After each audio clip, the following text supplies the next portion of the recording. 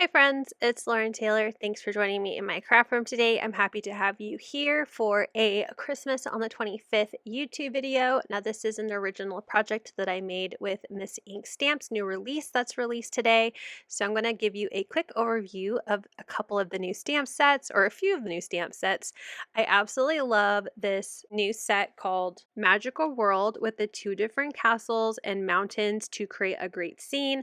So many amazing sentiments and little star icons that you might recognize from pages of a certain book, and also a tattoo that you may have seen on my left wrist. I'm also going to be sharing Snow Wizard and Horizon Pines. Now these are a sample. They do come in separate 3x4 stamp sets. So first we have Snow Wizard, which also has a coordinating die to cut out the adorable snowman and the snowflakes. And then Horizon Pines, which also has a die set to cut out all of the different tree images. I love that you can create a full-on scene with these sets. So that's what we're going to do today. So I've already stamped, colored, and die cut the images that I'm going to be using. I used alcohol marker friendly black ink, cardstock, and colored them in with Olo markers. I've also die cut a wood grain frame from the namesake die set, and I die cut that out of some Desert Storm cardstock. I also have a piece of white cardstock that I'm going to do some ink blending on to create my scene. So I need to figure out where I'm going to place my masking tape to create three separate areas. I'm going to have a sky, a frozen lake, and then a snowy background, which won't have any ink blending on. I'm just going to use that white cardstock to be that background or that part of the scene. So once I had a good measurement of where my castle die cut is going to go, I placed my masking tape, and I'm going to use a combination of weathered wood and stormy sky to create my kind of overcast, dark, snowy, wintry sky.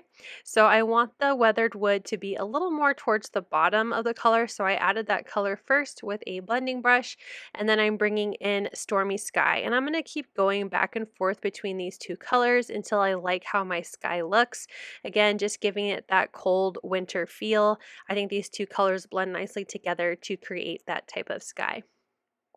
So I'm going to keep going back and forth, blending between the two colors. I know I'm using the same brush. They are very similar in tone. So I'm just going back and forth between the two until I like how it looks.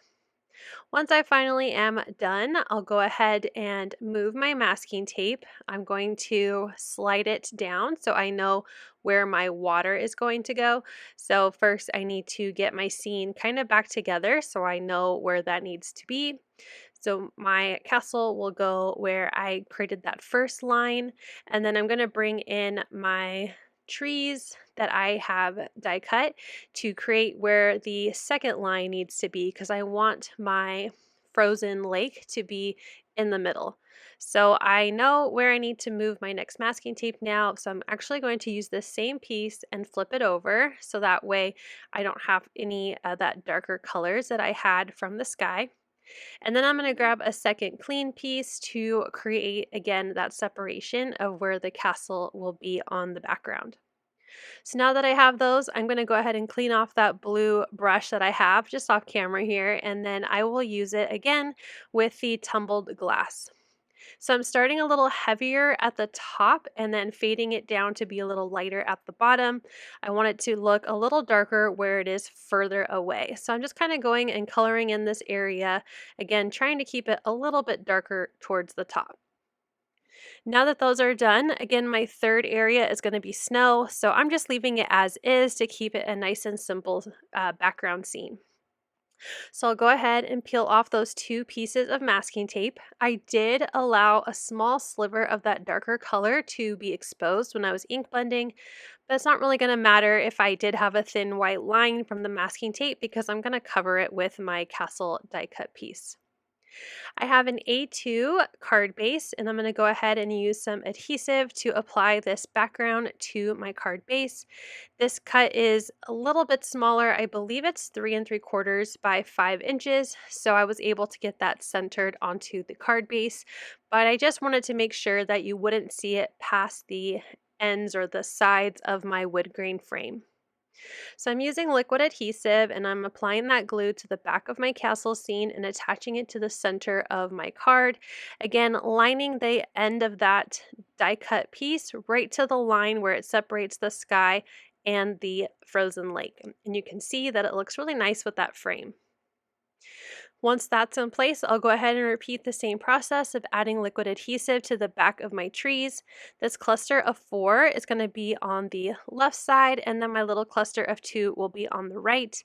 It will extend under the frame just a bit, so I'm going to use that frame just holding it in place while I slide my trees under that frame and apply it so that it kind of hides where the lake meets the snow. So again, just applying that first one down on the left, and then I'll add the liquid adhesive to that little smaller cluster and apply that to the right. That will finish off the gluing that I'm going to do to the actual card base. So I'm going to grab some foam adhesive to attach the frame as well as my adorable little snowman. I did color the hat to be like the hat that divvies up the students. I'm trying really hard to not say anything, but I'm using the hat that divvies up the students into their different houses as inspiration for my snowman's hat. And then my particular house, if I received my acceptance letter, has blue and silver colors. So I use that to color in the scarf. I love that it's customizable, so you can color them in any combination that suits you. So I added that foam adhesive to the back of my frame and attached that to the center of my card. It creates such a fun framed like scene. I just think it looks really cool. I added more foam adhesive behind my snowman, but I want to make sure I knew the placement so I have enough room for my walking in a winter wonderland, which is so adorable, sentiment. This song has actually been stuck in my head for like 2 days now, from making this card to editing and getting this posted. It's this Christmas song, even though it's now the end of January, is stuck in my head. So I placed down my adorable snowman with the cute little owl, and now I'm going to stamp my sentiment. I'm going to use some scrap white paper, and I'm going to use black ink just so that it coordinates with the rest of my images, since I used a black ink to stamp them and color them in. So I'm going to use VersaFine and Onyx Black. So I'm picking up my stamp and then adding the ink and stamping that onto the white cardstock. I'm going to grab my scissors and I'll just fussy cut this out real quick. I like to give my sentiments kind of a bubble cut, but you could use any type of banner die or just a nice kind of rectangular straight lined cutting on it. Again, I like when sentiments have a little bit of that bubble cut, so that's why I fussy cut around the letters.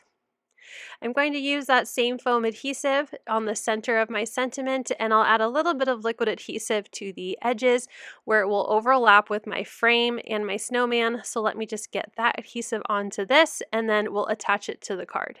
In order to give my images just a little bit more of a fun cartoon look, I'm going to grab my white gel pen and I'm going to add highlights just to my snowman, my castle, like the hills and mountains around the castle, as well as my trees. I didn't fully color them in where I thought snow would have fallen onto those, so I just wanted to add some highlights to my adorable snowman and owl.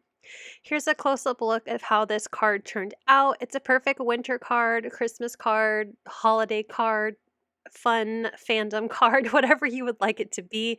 But I hope you had fun checking out this new release with me. You can find a link down below to shop the whole new Miss Ink Stamps release today. Thank you so much for watching. I hope you'll click like, and if you're new here, I hope you'll subscribe and come back. As always, you can find everything I use down below in the description box. Thank you and have a wonderful day. Bye!